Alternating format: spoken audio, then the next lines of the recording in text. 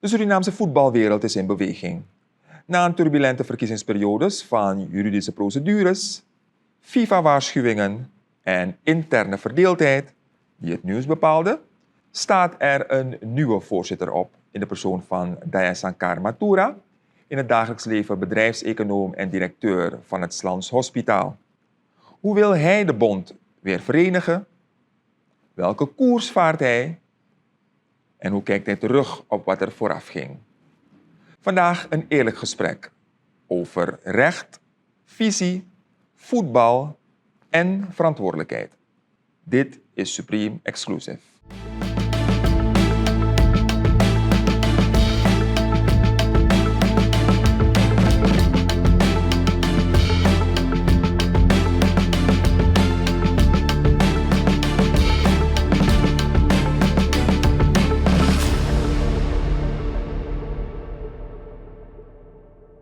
Meneer Mathura, welkom in Supreme Exclusive. Fijn dat u tijd wilde vrijmaken om te komen.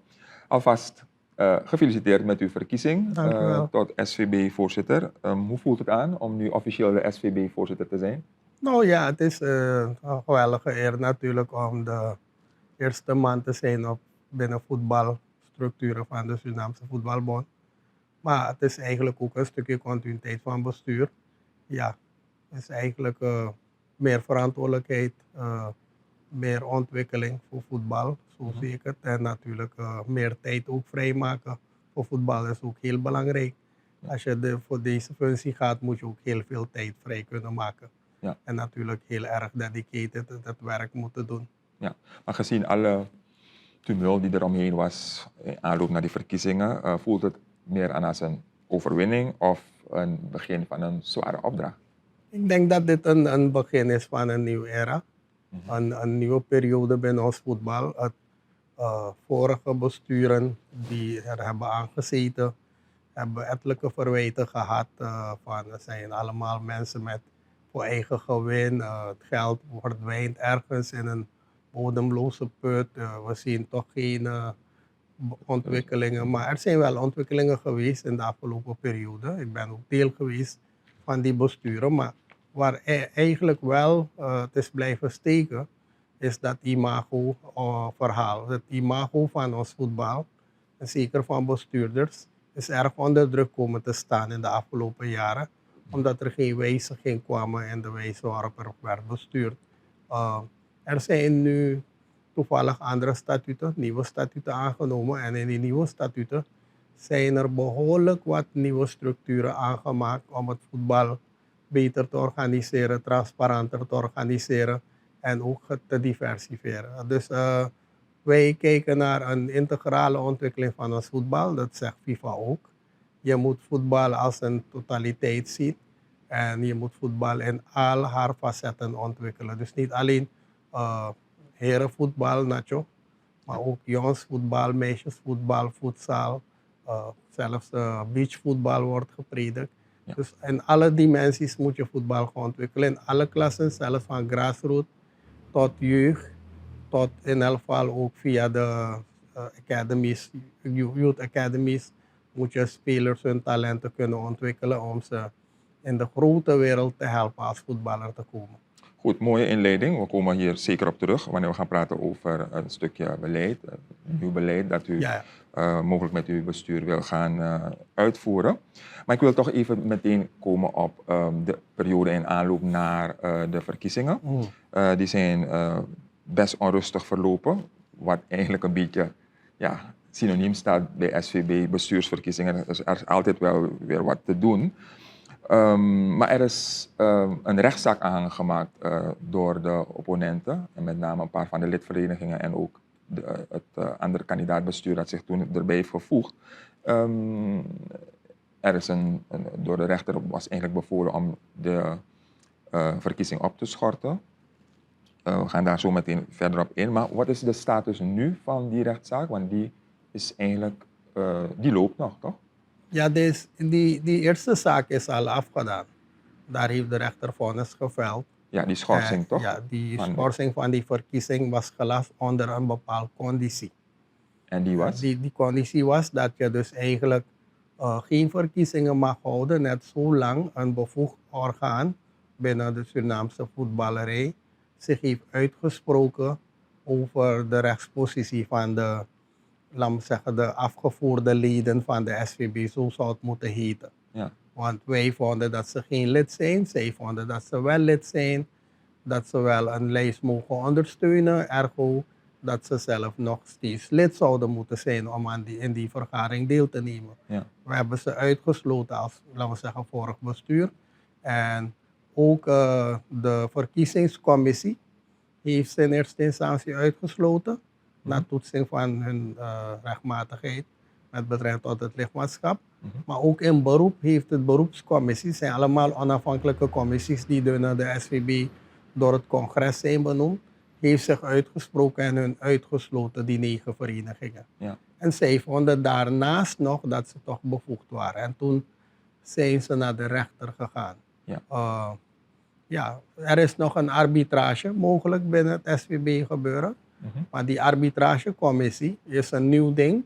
Was er ook in de vorige statuten. Ja. Het werd ad hoc ingevuld, maar in de nieuwe statuten eigenlijk moet het SVB-bestuur arbiters benoemen. En Juist. die moeten dus eigenlijk niet toevallig voor een keer zijn. Dat moet een permanente commissie. duurzame, permanente commissie zijn. Benoemd ze voor 4-5 jaar. Eigenlijk zou het profiel moeten zijn oudgediende rechters, hoofdofficieren van justitie, iemand met hoge mate van voetbalaffiniteit, Ja. die eigenlijk dan daar recht spreken in het uiterste geval. En daarna stopt het eigenlijk en staat in de statuten van de SVB, de nieuwe statuten wel te verstaan, dat je niet naar de gewone rechter mag gaan. Precies, en precies daar liep het spaak, want die commissie is er niet. En volgens mij heeft de rechter ook verwezen naar die instantie om die Nee, de rechter heeft geen instantie genoemd. De rechter zegt een daartoe bevoegde instantie. Dus als men binnen de SVB. binnen de SVB. En het hoogste orgaan Ja. binnen het SVB is het congres, de ledenvergadering. Ja. En die ledenvergadering heeft dus het jaarvergadering, is dan gehouden het jaarcongres, met de jaarstukken van 2024, financiële jaarverslag en alle andere zaken, maar had ook op de agenda de verkiezingen. Juist. Maar dus daar was er nog een gebod vanuit de rechter, vanwege het vonnis, dat het congres weer zich zou kunnen buigen, onder andere over de rechtspositie van de leden. Maar is expliciet genoemd dat het congres dat zou moeten doen of een instantie? Een instantie, maar de hoogste instantie binnen ons voetbal is het congres. Zo interpreteert het bestuur dat? Zo interpreteert iedereen het. Het Oké. hoogste orgaan binnen ons voetbal, ook Ja. binnen FIFA, Ja. is het congres. Dat is die body die over alle besluiten gaat. En hun hebben de bevoegdheid om ook leden af te voeren. Oké. Te schorsen of te royeren. Dus conform die bepalingen hebben wij als bestuur in die vergadering de rechtmatigheidstoetsing gedaan van die 9 leden om te herbevestigen door het congres dat ze geen lid meer zijn. Op basis van de geldende regels, reglementen van de SVB. Oké. En dat is voorafgegaan aan het agendapunt van verkiezingen. Ja. En we hebben eigenlijk toen tot dat moment de verkiezingen waren dan geparkeerd als het ware. Want als men over de rechtmatigheid een andere interpretatie zou geven, het congres, dat zou inhouden dat dan die verkiezingen uitgesteld zouden moeten worden. Maar het congres is dus op basis van de gepresenteerde inzichten vanuit het bestuur, de gronden waarop het lidmaatschap is beëindigd, heeft het congres goedkeuring verleend dat ze eigenlijk het lidmaatschap af zijn. En was er dus eigenlijk niets toe te voegen meer aan de ondersteuning van de lijsten. Oké. En waardoor dan de verkiezingen in feite bij acclamatie zouden moeten worden gehouden. Maar de statuten zeggen dat je toch moet stemmen. Al is er maar 1 lijst, er moet toch gestemd worden. En het congres heeft besloten om de verkiezingen te houden. Rekening houden met de uitspraak van de rechter, weliswaar niet op 2. Ze hebben de vergadering verdaagd tot in de ochtend van 3 mei en die verkiezingen op 3 mei in de ochtend gehouden. Oké. Dus in feite hebben wij dan invulling gegeven aan het vonnis. Er is een tweede zaak geweest. Ja. Toen het bestuur naar het FIFA, delen van het bestuur naar het FIFA-congres waren in Paraguay, Ja. is er een tweede rechtszaak ingediend door de groep Oldenstam en nog 2 of 3 verenigingen. En En die zaak is ook uitgeprocedeerd. En daarin, wat hebben ze daarin gevraagd? daarin hebben ze gevraagd dat dit bestuur bedankt. Er een interim bestuur wordt benoemd.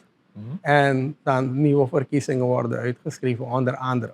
En is er vonnis geweest door de Er rechter? is nog geen vonnis. De rechter die loopt dus nog. die loopt nog. Daar moet de rechter heeft nog de ruimte gevraagd om daar een vonnis te wijzen. Dus daar wachten wij gewoon rustig op. Oké. Maar wij hebben wel tijdens die behandeling van die tweede zaak de producties overlegd.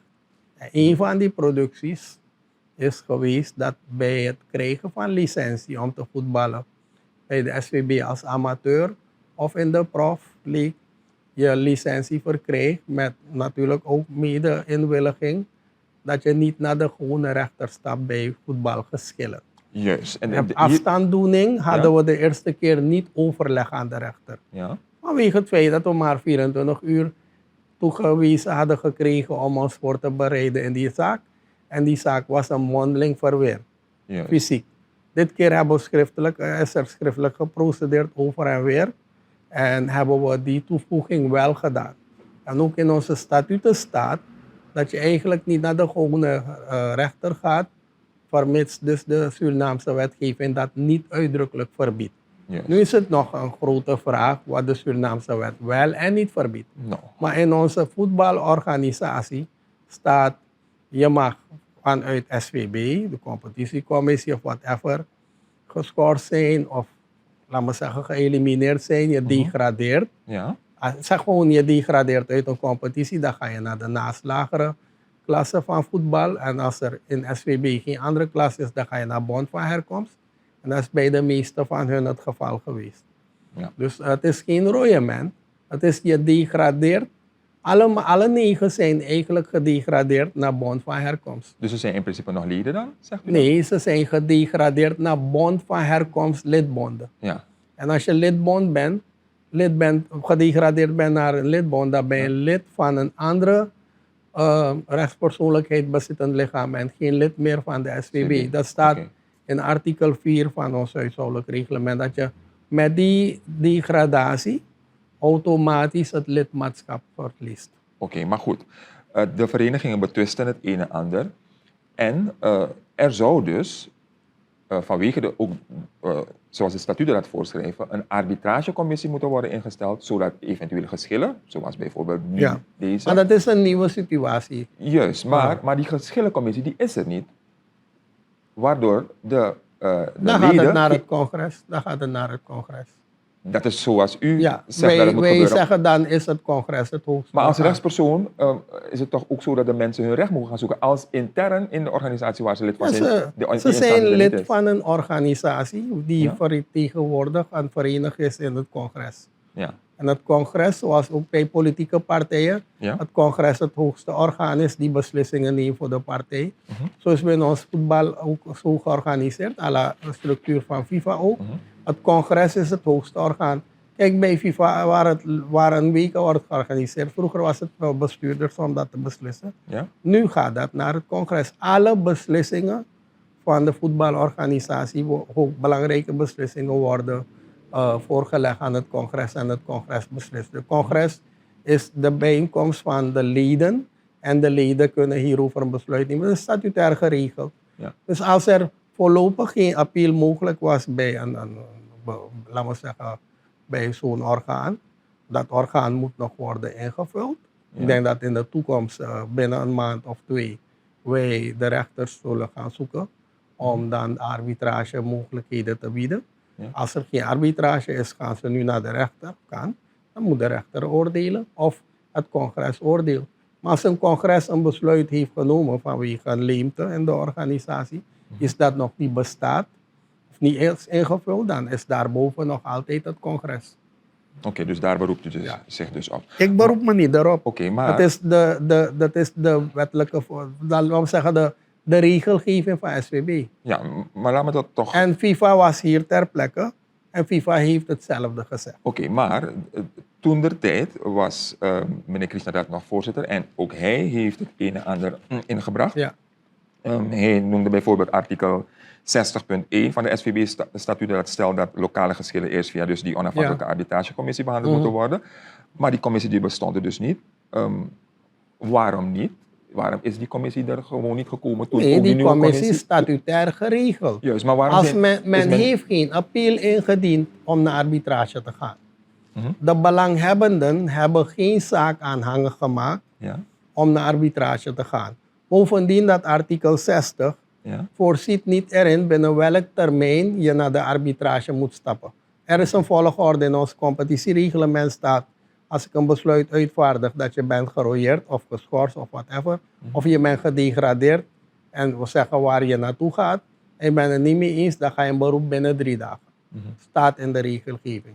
Ten aanzien van arbitrage is niet gezegd. Dus hoeveel jaren kunnen we wachten om naar arbitrage te gaan? Iemand is 3 jaar terug afgevoerd en zegt nu pas ga ik naar arbitrage. Is het nog relevant? Die verenigingen die daar allemaal zich beroepen op de nieuwe statuten en arbitrage volgens de nieuwe statuten, die zijn in de periode oktober tot en met 1 november afgevoerd. Eentje nog een dag voor de ingangsdatum van de nieuwe statuten. Een hoger beroep, STOG en Real Mungo Tapu, bij hoger beroep, behandeld door de ex-voorzitter SVB, zelf uitgesloten. Maar niemand heeft beroep aangetekend of gezegd, ik wil naar de arbitrage. Zij hebben gekozen om naar de rechter te stappen. En dan zeg ik, het recht is daar, zoek je recht. Als je het krijgt, dan zullen we daar naar gaan kijken. Maar er zijn 2 verschillende zaken. Dus 1, men gaat naar de rechter. De rechter geeft een oordeel. En dat oordeel kunnen we ook niet naast ons neerleggen. Maar aan de andere kant is SVB lid van FIFA. En FIFA zegt, in mijn jurisdictie mag geen enkel lid naar de rechter stappen of naar de rechter gebracht worden. In beide gevallen ga ik jou suspenden. Dus we zitten dus nu in een situatie waarbij we suspensie hebben geriskeerd. Suspension hebben geriskeerd. Bijna. Ze waren hier voor de verkiezingen, ze hebben ingegrepen en zeggen, luister, als er nergens een besluit kan worden genomen, is het congres het orgaan waar besluiten moeten worden genomen. En toen is het voorgelegd aan het congres. En het congres heeft daar oordeel gegeven over de rechtmatigheid van dit lidmaatschap. En zij alle 9 afgevoerd, ze mochten niet stemmen. Ze waren ook al door hoger beroep en door de verkiezingscommissie uitgesloten. Dus was er maar 1 lijst valide. Juist, maar die leden die het een en ander betwisten, die mochten in principe niet meestemmen. Nee, zij zijn door het bestuur conform de reglementen reeds als lid afgevoerd beschouwd. Het was niet anders. Dus ze waren niet geconfronteerd in die vergadering. In elk geval 2 bonden wel. 2 bonden waren geschorst, zijn niet gerooieerd als lid. Geschorst is temporary, is tijdelijk tot het volgende congres een besluit neemt. Dat was dus de Quata Sportbond en de Blauwgrond Sportbond. Ook daar is hun schorsing verlengd geworden. Dus die blijven geschorst en mochten ze dan, al zouden ze aanwezig zijn, geen rechtshandelingen plegen in die vergadering. Goed, maar er speelt dus nu nog een zaak en de mensen hebben gevraagd. Rustig. Ik bedoel, we hebben houdt u er rekening mee dat mogelijk, laten we zeggen dat ze in het gelijk worden gesteld en eventueel de gang naar het kas, wat ze nog als optie hebben? Kas gaat over internationale geschillen. Niet over zaken betreffende... Ja, we zullen kijken of dit een internationaal karakter heeft. Maar als FIFA zich hierin mengt, als FIFA zegt ik support het bestuur gaat nergens, het bestuur is rechtmatig gekozen, dan hebben we wel een internationaal geschil tussen FIFA en een deel van vermeende leden. Dan kan het een zaak worden bij KAS. Maar we hebben volgens mij kort geleden een dergelijke situatie gehad bij de CBF in Brazilië. Ja, maar dat is een andere zaak. Daar was een voorzitter die niet bevoegd was om iets te tekenen. En hij is in persoon. Maar dus ook via de rechter is besloten? Ja, maar het is een zaak in persoon, tegen een persoon. Het is niet tegen het hele bestuur. Oké. Het is een andere zaak. Goed, we wachten dus de zaak af. Maar betreffende oud-voorzitter Krishna Dat, die heeft zich in aanloop naar die verkiezing best scherp ook uitgelaten. Terwijl hij nog deel uitmaakte van het bestuur als voorzitter. Ja, hij heeft partij gekozen waarschijnlijk. Oké, dat zegt u. Maar hij voelt zich eigenlijk, als ik hem zo een beetje heb gehoord, een beetje in de steek gelaten verraden. Een beetje door zijn overige bestuursleden. Heeft u nog persoonlijk contact met hem gehad daarna? Nou, we hebben toen de dag voor het congres van 2 mei, in de middag, die dag hadden we de uitspraak van de rechter. Ik moet zeggen dat bij het afsteken van het pleidooi, 2 dagen voor het congres op de woensdag, hij in persoon aanwezig was in de rechtszaal. Wij waren, hij en ik als voorzitter, ondervoorzitter, ik was als kandidaat voorzitter, of laten we zeggen als ondervoorzitter uitgenodigd en hij als voorzitter. Omdat hij vanaf maart, eerste week maart, vanaf hij hoorde dat hij niet op een kandidatenlijst spreekt, hij niet meer naar SVB is gekomen. Maar is dat bewust gebeurd? Dat hij Ja, is uitgesloten hij geworden? heeft apps gestuurd waar hij zegt, doe niet mee, jullie hebben me... Maar hij heeft dat niet zomaar gedaan. Nee, Waarom nee, heeft hij- nee, kijk, je bent bestuur. Ik zeg, je bent bestuur nog Ja. steeds, totdat er een nieuw bestuur is. En als je bestuur bent, dan heb je plichtplegingen. Ja. De verkiezing is ook een plichtpleging. Het jaarcongres is ook een plichtpleging. Je dient alles netjes af te werken en over te dragen. Als je niet op een kandidatenlijst staat, is dat mijn probleem als kandidaat voorzitter of kandidaat bestuurslid? Nee. Dan moet je terugkoppelen met je leden. Want het bestuur wordt gevormd of ondersteund door leden. Leden dragen bestuursleden voor. Wat kandidaat bestuursleden wel doen, zij bewilligen. Ja. En we hebben bewilligd een lijst op basis van een bepaald compromis onder de leden voorgesteld. Die waarschijnlijk Hadden de had- leden ook gevraagd dat meneer Krishna dat op een lijst komt? dus dat moet hij aan de leden vragen. Maar hij vraagt dat aan ons, die oude bestuursleden van hem, waarom hij niet op onze lijst is. Dat moet Ja, die- als ja, lid hij en kan het makker vragen en die- wij ja. hebben hem een antwoord gegeven. Ja. En die app hebben we later weggehaald uit die bestuursapp, omdat het niet voor iedereen was. Maar we hebben hem gezegd, de leden hebben geen draagvlak gegeven voor een 4e termijn voor de heer John Krisnadat. Over de termijnen gesproken. Ja.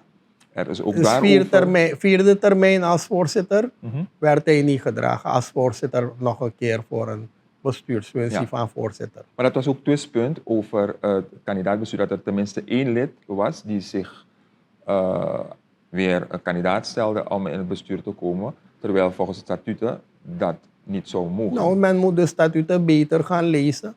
In de overgangsbepalingen staat in de statuten Ja? dat die telling begint bij het ingaan van deze statuten. Ja. Dus als ik nu vanuit het bestuur als voorzitter ben gekozen, mag ik in any functie in het nieuwe bestuur nog 2 termijnen weer beschikbaar zijn. Ja. Dus zo begint de telling. Het staat er en ik denk dat de persoon in kwestie dat ook uitdrukkelijk weet, maar het werd dus natuurlijk als een troef gebruikt, zeg maar, ik mag niet verder. Ik ben al 3 termijnen geweest. Nee, er is een overgangsbepaling. Expliciet door FIFA opgenomen, staat er in de statuten, je kunt het inlezen. Ja. Dus artikel En- 37, Ja, toch? Lid 3? staat dat het gaat in per nieuwe periode 3 termijnen max. Dus nu is het wel getermineerd na 3 termijnen. Dan stopt het. Maar dat is in de overgangsbepalingen wel aangegeven dat het in werking gaat treden vanaf deze nieuwe statuut. En deze nieuwe statuten zijn 20 december 2024 ingegaan. Dus vanaf nu gaat het in. Oké. Dus Maar- zo zijn er 4 Maar er is een- oud-bestuursleden Ja? van de vorige periode, waarvan zeker 2 langer dan 3 termijnen al in het oud-bestuur hebben gezeten, nog weer bestuur. Juist. Maar u Meneer weet- Manko en ik. er zijn leden op zijn minst 1 lidvereniging of bond, de LSB, die dat een en ander betwist. En ook Ja, in maar een brief- hij moet zich inlezen in de statuten. Hij is in die vergadering van de bekrachtiging van de statuten was hij niet eens aanwezig. Maar hij heeft die statuten gehad en ik kan Ze hem antwoord... interpreteren het verkeerd, zeg. Nee, er zijn artikelen daar. Hij moet zijn samenhang lezen. Oké, Het goed. is duidelijk daar. En het is niet dat jij iets interpreteert. Het staat daar met zwarte letters. Oké, goed. Dus het is niet ter discussie. Ja. We hebben begrepen dat er een voorstel op tafel lag voor een consensusbestuur. Klopt dat? En waarom? Consensusbestuur. Dus toen de geschillen zich voordeden met de 2 partijen die kandidaat hadden gesteld, maar dat er een voorstel zou zijn om van Ons 2 niet bekend. Ons niet 1 bekend. bestuur te maken. Er zijn pakweg, laten we zeggen, 2 à 3 stromingen geweest bij de kandidaatstelling.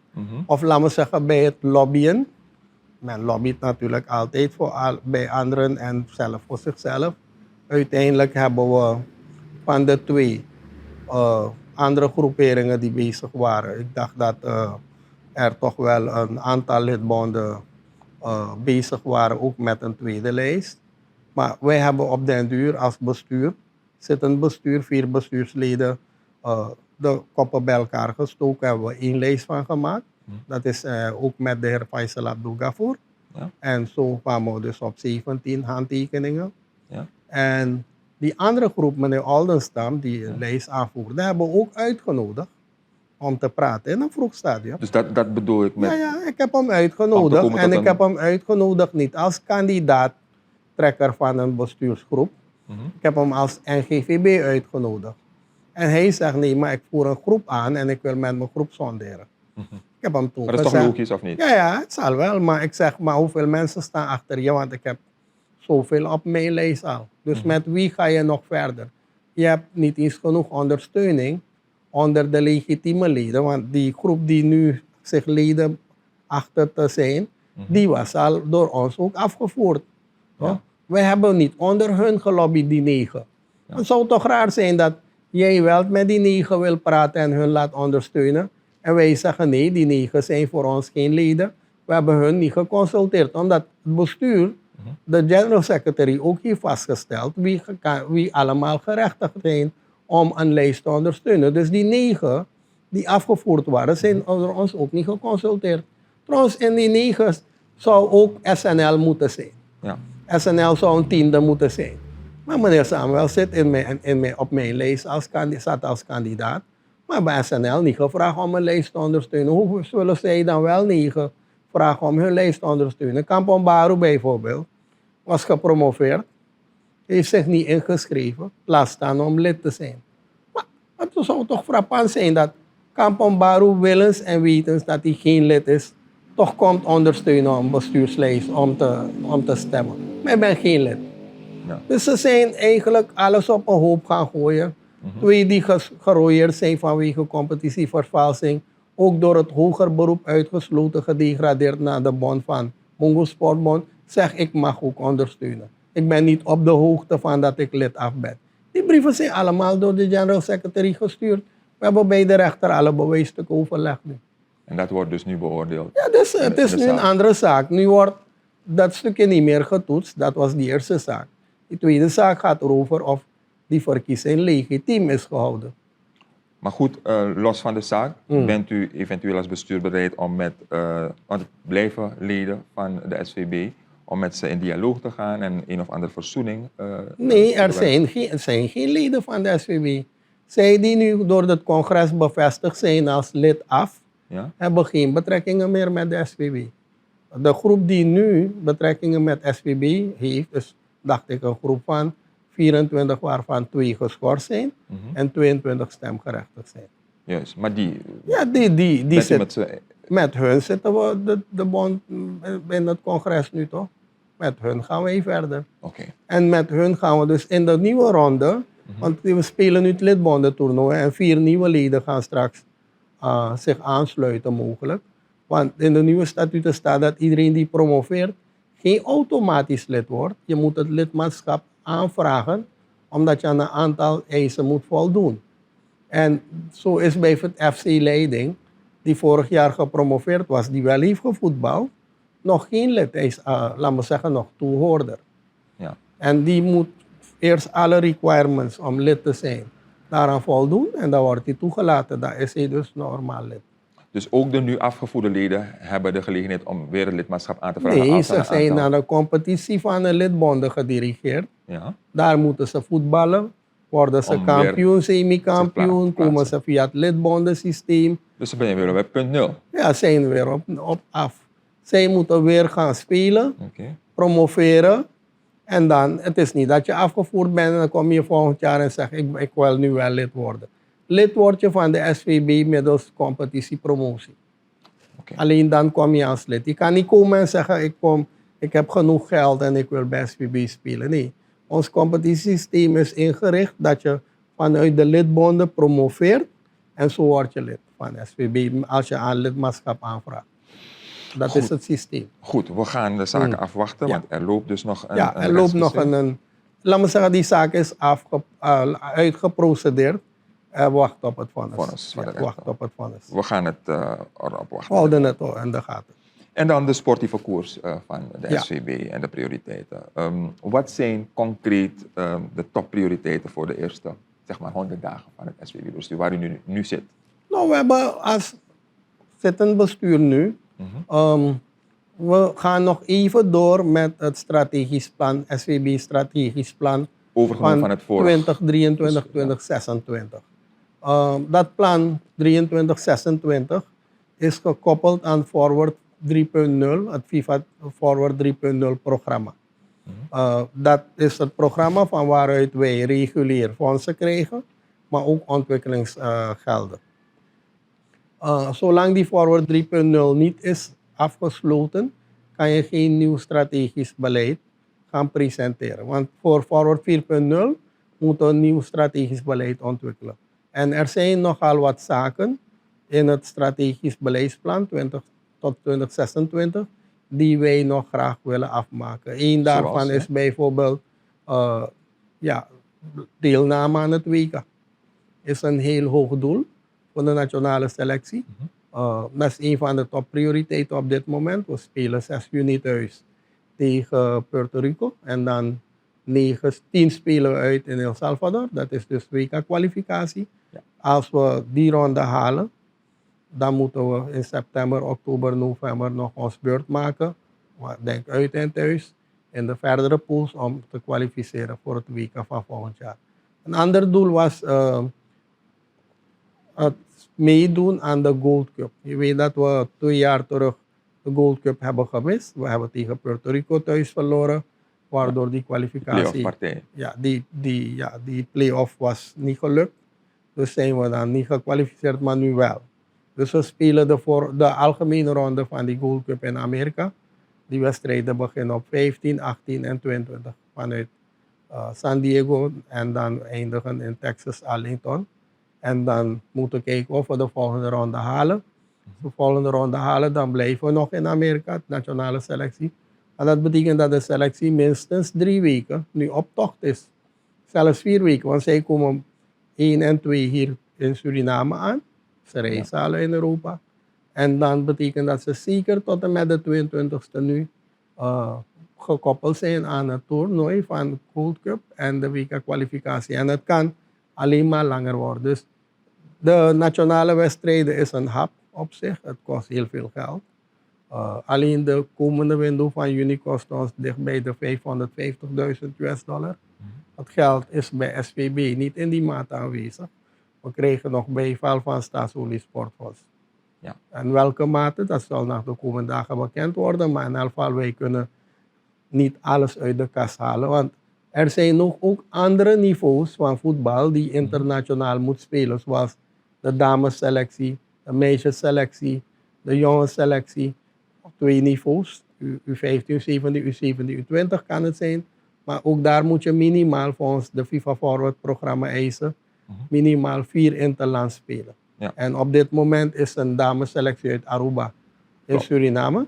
Die heeft gisteren gespeeld, die speelt morgen en zondag.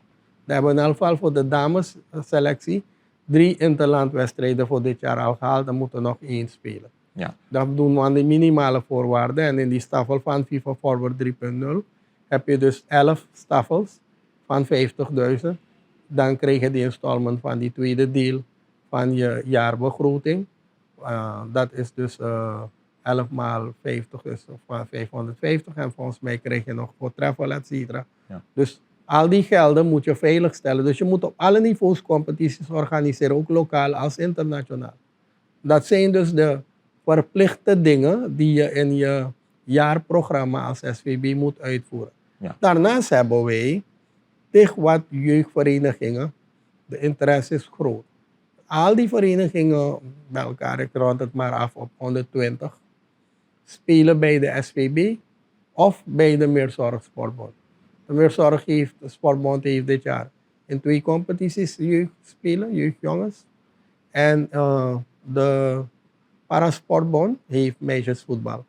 Die organiseert ook damesvoetbal in para. Ja. Maar het moet uitgroeien naar alle districten. Juist, dus je moet daarin structureel wij investeren. zijn dus vorig jaar met die pilot begonnen van de Youth Academy. En daar hebben een aantal bonden zich bij aangesloten in verschillende regio's. Zeker regio Westen, regio Oost, regio Zuid. Die moeten dus, die spelen in die competities, die worden geïdentificeerd. En die spelen dan in die pilotfase al. Daar is er een apart budget vanuit FIFA om die talenten te ontwikkelen, ze eigenlijk onder te brengen. Ze komen vaak ook in Emiel, ze blijven daar slapen, worden hier onderricht aan ze gegeven en die worden getraind en klaargemaakt om richting profvoetbal te gaan. Ja. Eigenlijk zeg ik dat.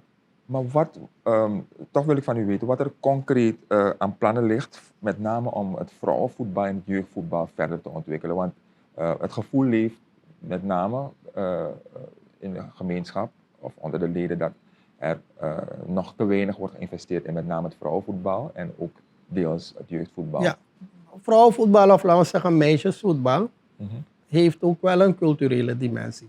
Het heeft ook te maken met etniciteiten. In sommige gebieden krijg je geen meisjes op het voetbalveld. Ik zeg maar, als ik de Nikeri Voetbalbond vraag, van wil je een meisjescompetitie organiseren, krijg je enorm veel weerstand. De meisjes zijn er niet. Maar is onderzocht waar dat aan ligt? Dat zeg ik, het is cultuurgedreven, toch? Het is religie of etnisch gedreven. Ik ga mijn dochter niet sturen, want ik weet niet in welke handen die komt. In andere buurten is dat een stukje gemakkelijker. Dus dat is al. Ja, bijvoorbeeld Para en noem maar op. Ja, daar gaat het wat makkelijker. Ja. Ik denk dat het oosten ook wat makkelijker zal gaan. Dus het is ook gebonden aan de omgeving en de wijze van beleving van het meisjesvoetbal. Maar wat doet de SVB om die perceptie een beetje weg te nemen? Die perceptie, dat zou je dus voorlopig niet op kunnen interen. Maar wat wij nu wel als alternatief bieden, en dat is ook al eerder bewezen in Suriname, dat is voetbal voor schools. Het voetbal voor schools is een nieuwe strategie van de FIFA, die ook is aangeboden als tool voor ontwikkeling van jeugdvoetbal, waarbij je jeugdprogramma's kan opzetten, jeugdvoetbal kan opzetten via scholen. En dan zeg ik direct dat de middelbare scholen in die benadering te hoog gegrepen zijn, dus onze focus is lager niveau. MULO. Lager school ook minder. Ja. Eigenlijk ik bedoel een lager niveau. Dus. Ja, lager niveau MULO. Ja. En in die klassen willen we dus nu wel vanaf nu weer ons gaan focussen om die mogelijkheden. Scholencompetities. De scholencompetitie. Want eigenlijk als je in al die categorieën voetbal moet organiseren, je hebt de middelen niet, dan moet je met onderwijs zitten en dit systeem gaan ontwikkelen. En dan heb je ook wel een competitie, waaruit je dus toch wel voldoet aan de eisen van FIFA. Maakt niet uit of het voetbal voor schools is of gewoon een door SVB georganiseerde competitie op zich alleen. Maar je voldoet wel aan de norm dat jeugdige meisjes en jongens voetballen in Suriname. En in de hele Caribische regio wordt dit georganiseerd vanuit scholen. Scholen organiseren de jeugdcompetities. Wanneer hun nationale jeugdselecties komen spelen, zijn het scholieren die eigenlijk afgevaardigd zijn. Ze hebben schoolcompetities. Ja. En dat moet eigenlijk de way to go zijn, want dan heb je ook direct een andere vorming, anti-drugs en anti-dit en anti-dat, anti-rookbeleid, alles ontmoediging aan programma gekoppeld. Dus het is een benadering vanuit multidimensioneel, vanuit verschillende invalshoeken. En dan kan je ook meerdere partijen aan zet hebben om het te helpen organiseren. Dus ik hoor u zeggen dat u wel in gaat gaan op het aanbod van de FIFA om daarin te gaan investeren? Ja, we hebben recent een review gehad van het Forward 3.0 programma en een voorprogramma in Paraguay met de ontwikkelingsofficers van FIFA. En we hebben dus hierop wel een insteek gemaakt dat wij vanaf nu wel ons gaan inspannen om die voetbal voor schools van de grond te krijgen. Er zijn aparte budgetten daarvoor. En dat komt dus op korte termijn? Dat komt, ik denk, we zijn nu in juni, we zijn nu gefocust, maar in elk geval voor de komende competitie willen wij dit al proberen in place te krijgen. Zij het als een pilot en als het overwaait kunnen we dit eigenlijk op groot niveau gaan doen. Ja. Oké, goed. De arbitrage, wat wordt er aan investering gedaan? Want ook daar zijn de nodige uitdagingen. Ja. De arbitrage, ja, de laatste trainingen. Ik denk, weet het lang terug dat we je weet dat we hier altijd arbiterscursussen hadden. En dat is jaarlijks. Maar je moet blijven investeren in arbitrage en subregionaal ook. Want als je naar de districten gaat en kijkt naar het niveau van de arbitrage, dan is men niet bij de stof. Kijk, het lidbondentoernooi wordt in diverse regio's gespeeld en de arbiters van de lidbonden willen ook meedoen aan de arbitrage bij zo'n toernooi, maar soms voldoen ze wel en soms niet aan de eisen van de arbitragecommissie, de refereecommissie. De Dus er arbiters, moet worden opgeleid. er moet Om naar het worden niveau te worden. geheropleid en bijgeschoold. En er moet ook nieuwe lichtingen klaargestoomd worden. Je hebt niet genoeg mannen. Je hebt nooit genoeg mannen. De competities nemen alleen maar toe. Als we nu dit wat voor Voetbal voor Schools programma opstarten, dan hebben we meer arbiters nodig. De intensiteit. Maar hoe zit het met vrouwen bijvoorbeeld? Ja, Kunt u ook dan niet moet je daaronder ook, gaan ja, dan moet je recruteren? ook daar gaan Want we hebben investeren. top Ja, we hebben vrouwelijke weinig arbiters vrouwelijke afgeleverd. scheidsrechters, maar als je echt meer niveaus, we hebben nu geen U15, U17 meisjescompetitie, we hebben alleen laten we zeggen, de damescompetitie. Maar als je straks die andere competitie start, heb je ook andersoortig opgeleide arbiters nodig, die meer eigenlijk begeleidend zijn en meedoen. Kijk, bij de U8 en U10 en U12 is het meer een meecoachende scheidsrechter dan eentje die echt affluit en kaarten uitdeelt en noem maar op. Dus het moet opvoedkundig blijven. En dat vraagt een andere dimensie. Dus ook dat stukje van de refereeing is een aandachtspunt die wij bij FIFA hebben neergelegd. En in de komende development meeting die we gaan hebben met FIFA, zullen we dan afspraken maken om daar de arbitrage op een ander niveau te krijgen. We hebben nu meneer Jokil als een prominente FIFA-scheidsrechter. We hebben in het verleden wel linesmen gehad. Mian Sarens en die andere heer, die hebben toch de top gezien. Ja, maar, die zijn naar WK's terechtgekomen. Ja, die zijn naar WK gegaan. Maar meneer Jokil is een veelbelovende scheidsrechter. En ja, ik gun hem het beste. Ik zeg, Jokil, doe je best.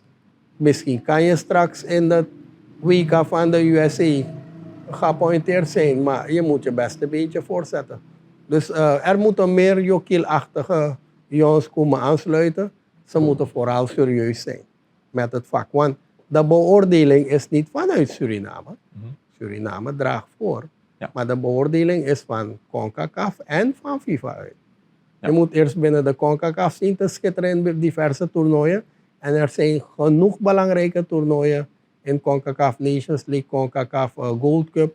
Maar ook de Copa America is uitgespreid nu naar Noord-Amerika en ook geïnviteerde landen tegenwoordig. Ja. Dus je hebt genoeg hoog niveau voetbal om naar dat WK-level te gaan stijgen. Ik wil toch even dit punt met u aansnijden, want een van de belangrijke programmapunten onder het bestuur Krishnadat was, waar u ook deel van uitmaakte, was de bouw van een compleet nieuw AK-stadion. Ja. Hoe zit het daarmee? Het is niet doorgegaan in het Ja, de ex-voorzitter zegt, we waren tot bij de streep, bij de rand van de bouw van het stadion gekomen. Het klopt. We hebben dit project, ik denk vanaf het eerste voorzitterschap van John Krishnadat 12 jaar terug, was het eerste prioriteit van ons bestuur. We hebben toen die architectuur samengesteld van het stadion, hoe we dat stadion eruit willen laten zien. Het veld zou in plaats van, zoals het er nu staat, van noord naar zuid liggen in plaats van oost naar west. Zou keren. Dus keren. Dus, ja, zou keren. We zouden business units in het stadion integreren. Een hele grote parkinglot achter het stadion. Voor meer auto's weg kunnen zetten. Uit Paramaribo de druk weghalen. Al die mooie dingen maakten dat stadionplan tot een budget van 30 miljoen US dollar. En het was aangeboden onder andere aan diverse potentiële build- en finance contractors. Ja. En banken. En geen goedkeuring gekregen? Exim Bank had ook aangeboden. Uiteindelijk bood India aan om een stadion te bouwen en te financieren. Maar er was een eis dat de overheid garant zou moeten staan. Garant moeten staan. En we hebben met de president Santokhi bij zijn aantreden, bij de kennismaking van het bestuur met de president, dit als een eerste prioriteit neergelegd. En hij zei, dit wordt een wapenfeit van het regering Santokhi Brunswijk. Ja. Gaande traject hebben we eigenlijk bakzeil gehaald, omdat met de gang naar IMF, de IMF reorganisatie van de schulden van Suriname heeft gevraagd. Dus beperkingen. Ja, herschikking van de schulden ook naar India, naar China, heeft met zich meegebracht dat Suriname zich niet zou werpen op nog meer schulden, als zich committeren aan nog meer schulden. Dus is om die reden het project niet doorgegaan. Maar er zijn nieuwe visies met betrekking tot het AK-stadion. En die zijn? En er zijn, afgelopen week heb ik aan een Franse press een video met ze gemaakt in het AK-stadion. En hen ook meegegeven dat wij heel erg het AK-stadion nog koesteren. Weliswaar komt er waarschijnlijk een nieuwe design, waarbij dus Tribune Noord weggehaald kan worden. En wij opteren naar een stadion met een capaciteit qua spectators van de 7.500. En die andere bijkomstigheden van business units waarschijnlijk niet meer erbij. Maar dus een aangepast plan. Een aangepast plan met minder geld in de orde van misschien 10 miljoen. En dan moeten wij financiers zien te vinden die wij kunnen benaderen om het stadion voor ons toch te helpen financieren. Dus het oorspronkelijk plan is definitief van de baan? Ja, dat oorspronkelijk plan is voor ons niet financierbaar. Er gaat de SVB binden voor 30, 40 jaar aan schulden. Ja. En daar kan je geen andere ontwikkelingen meebrengen. Je weet dat deelname aan internationale wedstrijden een bomgeld kost. En je moet genoeg geld ook kunnen verdienen om af te lossen. Ja. Dus als de SVB het op eigen kracht wil doen en we kijken naar de opkomst van spectators in het Assetstadion, waar we 3 tot max 4.000 mensen kunnen accommoderen, zou nog een uitloop naar 7,5 vanwege in- en uitwedstrijden, thuis- en uitwedstrijden die we spelen, een haalbare optie zijn. Boven de 7 tot 10.000 mensen zou je niet krijgen, ook niet uit het buitenland, vanwege vliegverbindingen, al die dingen. Maar we kijken ook naar opties om toernooien te hosten. Maar we zitten weer met een aantal beperkingen. Ons vliegverbinding, hotels hier, stadionfaciliteiten. Je moet wel die capaciteit gaan bouwen, maar het moet niet een capaciteit zijn die als een spookstadion 3 maanden stil ligt en dan geen voetballen 1 keer toevallig na 3, 4 maanden een interland van allure en dan speel je en dan voor de rest is het leeg. Dat zie je ook in vele landen, dat stadions interlands worden gespeeld en niet eens een kwart is gevuld. Ja. Overigens, het vorige bestuur onder leiding van Tisserand had geld gevraagd aan de overheid om in te spelen op het tekort dat er ontstaat. Ik dacht iets van $1,5 miljoen. Is het geld er gekomen uiteindelijk, ja of nee? Nee, hij heeft het in de media gebracht om een oproep te doen aan de regering. De zittende regering weliswaar, de verkiezers achter de rug. Ja. Waarschijnlijk komt er een andere regering, maar laat me zeggen de huidige regering die nu demissionair moet zijn. En het is er niet van gekomen. Het is niet weggezet. Ik denk dat de directeur van Staatsolie ook een brief had geschreven naar de president om vanuit de sportfonds van Staatsolie middelen beschikbaar te stellen voor SVB.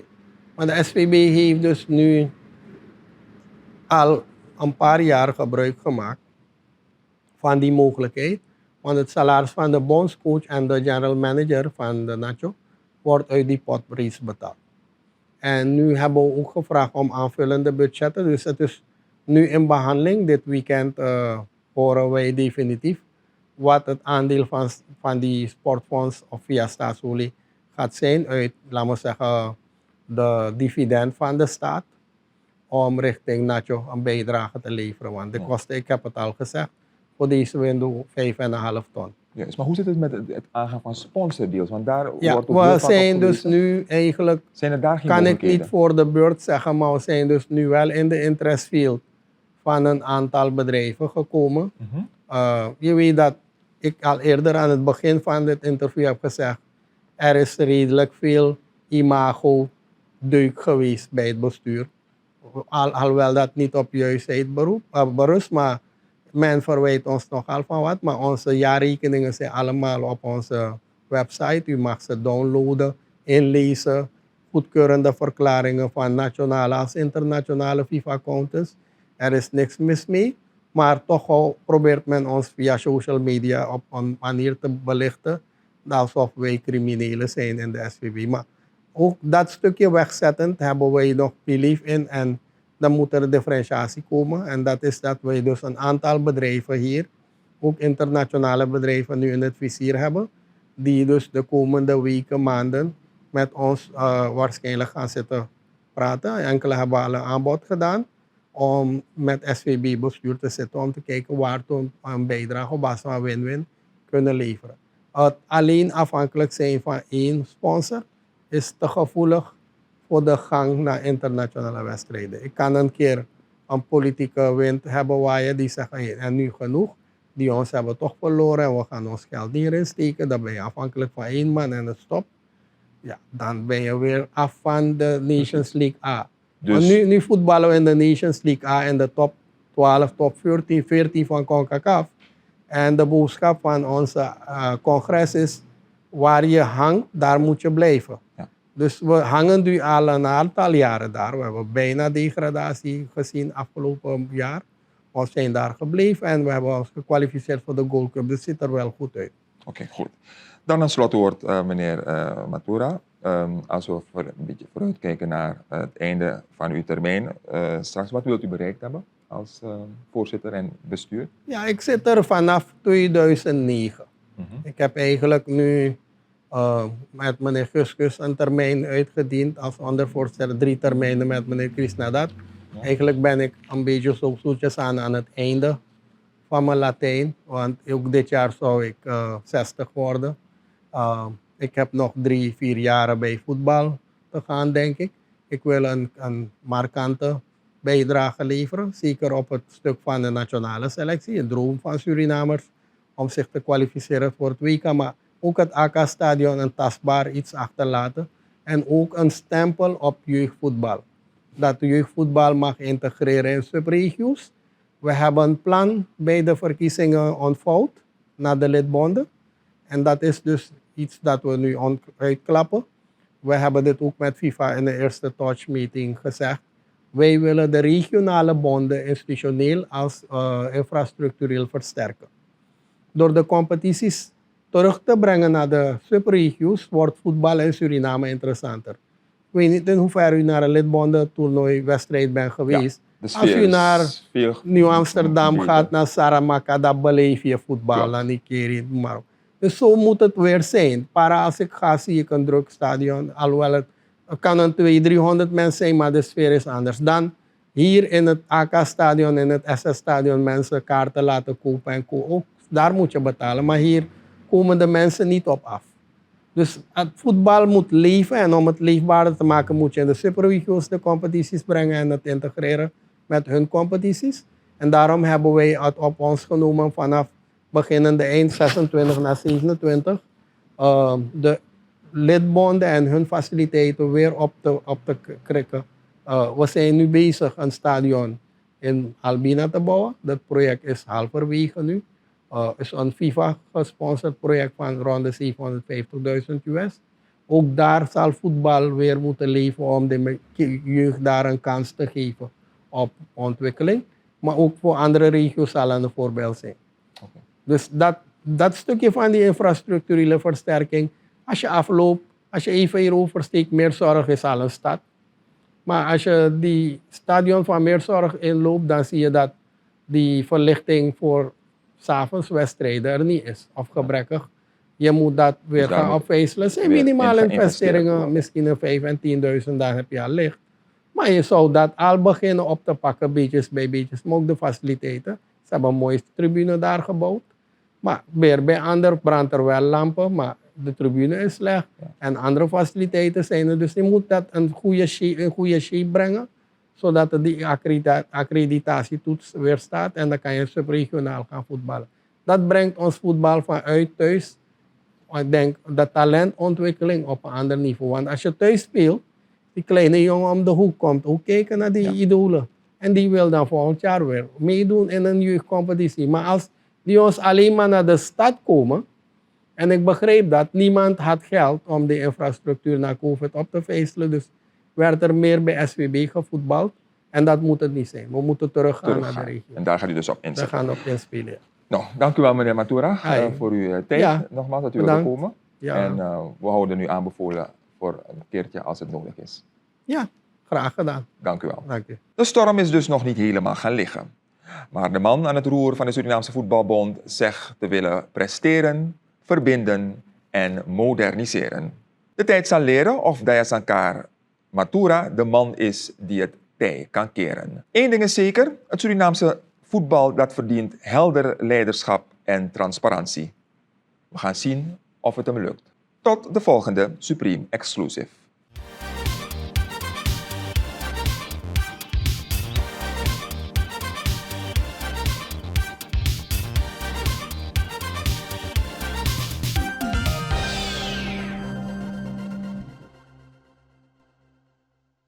This is another Supreme production. Supreme TV. To entertain, to inform, to inspire.